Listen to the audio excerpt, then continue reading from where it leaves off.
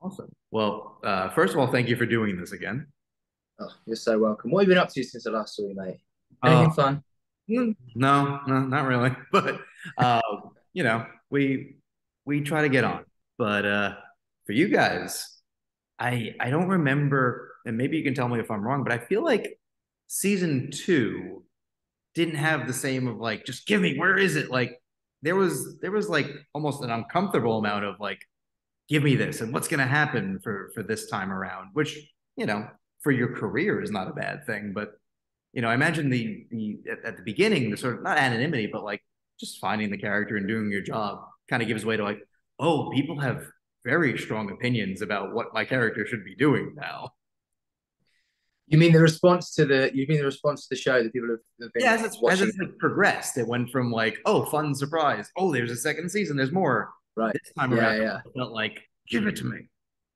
Really getting to grips with that old appointment television thing, Yeah, once a week. a little bit. Um, yeah, I mean, it's one of those where you're just like, it's only a lovely thing when people are like, I want to see more of it. Why don't Yeah, you show us more of it? Because people clearly are they seem to be, well, certainly my Twitter algorithm is showing me that, a few more yeah. people this time around. Um, and, I think that it's obviously a wonderful thing to hear those things. It's just more that it's like the things that we wanted to do when we were filming it, it seems that some of those things have landed, and that feels like a really nice thing. Um, and so yeah, it wasn't expected, I suppose, certainly when we started it. Yeah.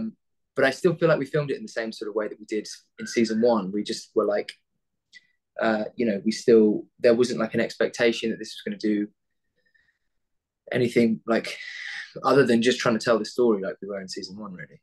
Oh yeah, you're like, I think I have a job, as opposed to like, oh no, I definitely have a job. Like this is good. Yeah, yeah, Also, you just, your character, we talked about it last time, like kind of has, in a way, the biggest journey of anyone, just because if you if you sort of put where he is now, where he was episode one, they are very different people, and more so, I think, sure, most of the other characters. So you get that sort of added bonus of, I get to like go on a real journey, and if I did my job well, people believe that these are the same people, as opposed to a lesser a show that's not as well written, not as well performed. You'd be like, they just like soften that character. Like, what? Why did they change?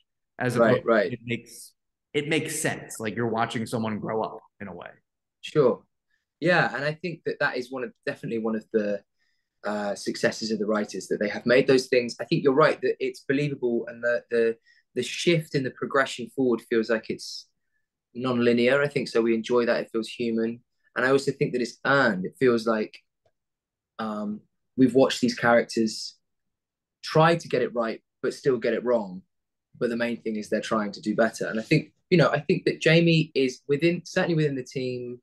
Uh, and Jamie is a good sort of barometer or a touchstone for Ted Lasso's impact on the team, I think, if I may be so bold as to say. But Hey I man, think that, thank you.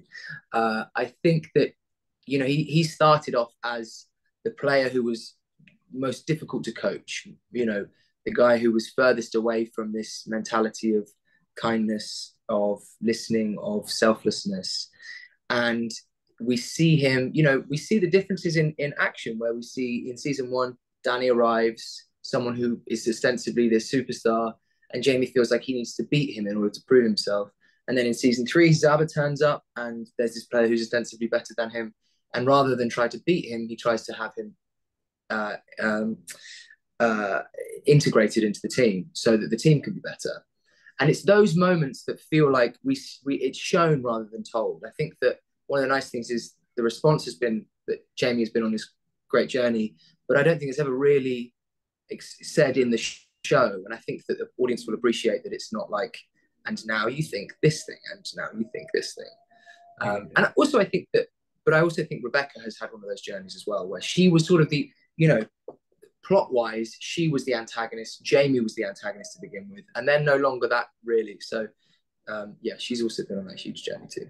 oh no, that's a credit to the writing that you take like and very light antagonists. They weren't villains by any stretch, but in like you said, standing in the way of the message that Ted's putting forward, and without, like you said, without ever having the episode where that changes, they're very much pushing that message now. They're like you said, with the difference between Danny and Zava, even just any of the quirky, like, I'm going to teach you guys a lesson thing in season one, you would be in the background or not participating or making a remark. And, you're in the sewer in season three and like, all right, yeah, let's do this. Like, all right, I get the message. You're like verbalizing it, which I'm curious though, like when you first started talking about the show, before you even shot, did you know this was sort of the plot journey, or did it kind of come about as they continued developing it? Because I imagine you signed on for one type of character. Well, I'm clairvoyant. I know everything's going to happen in the future. And yeah, I've won 75 lotteries at this point, and yeah, I knew it all. That was Let's let's talk off air because I got bills coming up. But what I'd say to you is, Jason sort of did like he was coy about it, and he like left some breadcrumbs along the way as to where it might be going. We spoke more about where he had been. I think he like the things that happened in his past that maybe are on screen or explained on screen, or are things that we sort of used our imagination collectively together to think about. But I knew that there was some element, like there was some plot points that Jason would reveal, and I think that he was pretty tactical about what he said when, Yeah. To influence proceedings. But no, I would say that it wasn't something that, like, when I signed on, it was like, this is the story arc that's going to happen for him, because I think none of us really know what that is. So I think it informs the. None of us really know. Like anybody, so there's someone out there who kind of does know exactly what's going to happen. It meant that putting my art student beret on, it meant you had to live in the moment, and I think that it meant that's what any of us can really do. You can't enact on something that's going to happen in the future. So I think, yeah, we're just trying to kept it. You probably even maybe subconsciously play the role differently if you're told, like, okay, by season three, this is your take. Like, you have to really buy into, like, okay, I'm not a bad guy, but I'm kind of a jerk. Like I know this guy. Like, everyone knows that guy. I played with that guy in high school. Like, he was a jerk, Yeah, but like, you got along with him. You didn't have any ill will, but like you acknowledged, like, okay, I'm friends with a jerk. Like, that's fine. And I think yeah. if like, oh, don't worry, there's a reform coming, you play it that way, you hint at it more. And I like that it isn't really until you meet his father that you go, oh, okay, there's some child stuff going on. That was the fun in it for me, was finding all the darkest parts of him. And look, it's still a comedy. It's not like we're doing True Detective here, but like it's finding the darker elements of him and going, how can we justify that? How can I justify that in the playing of it that feels real? That feels like it's coming from an honest place, and not he's just a baddie. He's just a bit of a knob. Like, that was the fun bit, I think, to play with, and I really enjoyed leaning into that stuff. Yeah, even this time around, in the Amsterdam episode, like, there's some information that they let loose very kind of calmly, and like, this is just a thing that happened that could be taken as this like massive trauma. And the fact that it's presented as like, I've kind of processed this. Like, I'm not telling you for pity. I'm also telling someone who won't pity me, but I'm Yeah, giving you information, and it comes off as this evolution of the character. It's one of my favorite scenes of yours, besides the funnier ones, just because it's like, oh, I've gotten so much information in a way that I don't, your alert goes off when you're like, information dump, information dump. yeah. Oh, Yeah. good We're scene. getting some exposition. Yeah. No, but there's two things in that scene particularly, I think. One is that Roy and Jamie have this interestingly, like, intimate shortcut with one another. I think largely because of Keeley. Sure. But also the other thing is that, which means that he has that like level of intimacy, even though they're not like mates as such. They're clearly becoming, like, they have a closeness, but I'm sure that neither of them would call each other mates just yet. But they have that sort of mode of communication sort of collectively through Keeley. But also, the thing that made people not like Jamie, I think, was his sort of directness that was based off of his selfishness. Yeah. But I think actually now he has a directness to him, which is based of, more so is based from a place of like love, maybe, or like, appreciation of others or himself within a wider framework. And I think suddenly that character trait becomes a really important one, and like one that other people really like about him. because I think a lot of us are quite passive or like don't exactly say what we want or ask for what we want, and I think that it's kind of a superpower that Jamie has now. Yeah.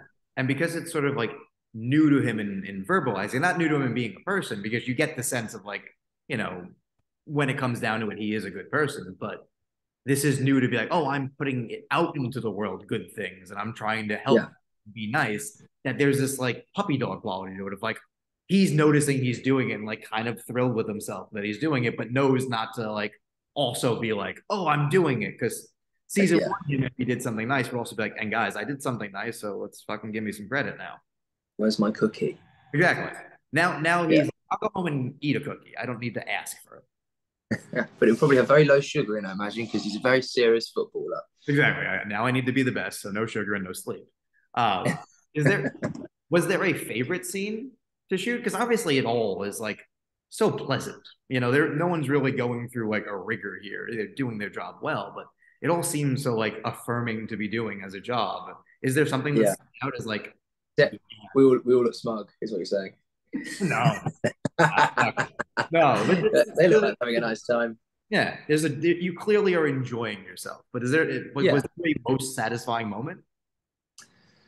a lot of the football stuff is really satisfying because it takes so long, and I cock it up so often Yeah. that when it comes off, it's a by definition, it's a real team effort. Mm.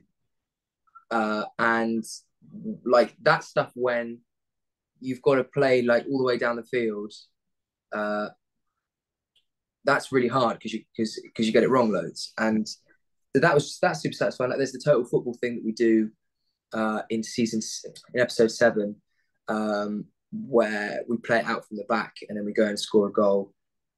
Jamie, they take it all the way to the box and then Jamie nips it back and then Richard scores. Was a real like get it. Yeah. Um, but that's like that. But then acting wise, I think to be honest, man, the scene where we filmed on the bike was just such a joy and so silly, and it felt nice to be like kind of given that opportunity from the writers that it was kind of as is often the time when there's any improv, there's a real like great framework Yeah. that the writers have set up that we can play within. But knowing that they had given us space to like dick about was kind of was really joyful. Oh, yeah. And like doing that with Brett was I mean, Yeah. anytime I get into Brett's personal space, it's fine by me. No, I mean it's true. I think it would have been so easy for the writers to go, okay, we did our Jamie. Let's now bring someone else to the forward. And I love that, partway through the season, it really does become like, no, no, no. We make sure everyone has their moment and we're invested in everyone's growth because it is a team and it's just Right? it's it's delightful. There's no other word for it. It's delightful. Yeah, isn't it just nice? Yeah, It's like yeah, in a world where, you asked me how I was, and I was like, I'm not going to tell you all the bad stuff that happened, but and Lasso helps. I bought like a Funko Pop of Ted just because like you kind of want Coach around. What's is that one of those like little with the big heads and the Yeah, small exactly. bodies? Oh yeah, That's it, nice. sometimes. Somebody, Tahib, who plays Sam, as the wrap gifts, I think bought every character a Funko Nice. figurine, That's, and I was like, "That's cool. That's fun." right. No, it's a great thing. Just like the show is, and just like the performances, and this is always a joy. So I know there's more to do, and you gotta get going. But I look forward to the next thing. Like that's the thing. It's rare when you watch a show that is an ensemble show, but does have a main star. Like everybody knows Jason. Everyone's Sure. come to know you guys. But now everyone goes, there's like 8 new people that I want to see what they do next. That's cool. That's a nice way of looking at it. I remember with Game of Thrones, it was like, "Wow, okay, what are you going to be doing next? I want to see that new thing because I like you as I'm invested in you as a person now. So go forth and conquer." And you get to actually have people come to you with stuff. You're like, okay, the next job is a choice now. Wait, what is choice as an Yeah, actor? yeah. That's the goal, isn't it? So Exactly. As opposed to the choices this job or bussing a table. Or yeah, bussing a table or doing nothing. So you never know, Joey. Never write it off, mate. Never write it exactly. off. Thank you so much. It is always a pleasure. Congrats. I can't wait for the next one. Thank you very much, dude. It's great to speak to you again, man. Speak soon. Exactly. Be well. Take- Bye. Bye.